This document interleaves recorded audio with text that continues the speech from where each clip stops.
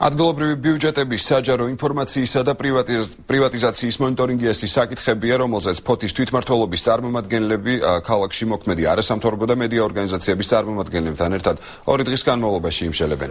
შეხვედრას საქართველოს თვითმმართველობების ეროვნული ასოციაციის ტრენერები უხელმძღვანელებენ. პირველი დღე მთლიანად საჯარო ინფორმაციის გამოთხოვის წესებსა და ამ სფეროში არსებულ პრობლემებს დაეთმო.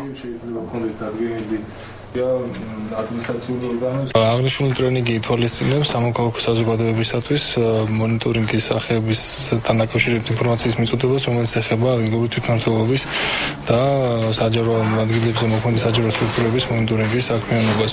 საუბარი არის საჯარო ინფორმაციაზე და თვითმმართველობებს მიუხედავად თავიანთი მცდელობებისა ესაჭიროებათ ამ კონკრეტულ ცოდნაზე, როგორც ცოდნის მიღება, ასევე კიდევ ერთხელ ხაზგასმა და დაფიქსირება, რომ საჯარო ინფორმაცია საზოგადოებისათვის აუცილებელი არის და მათ გარანტირებულად უნდა იცოდნენ ამ ინფორმაციის მიწოდების ვადები.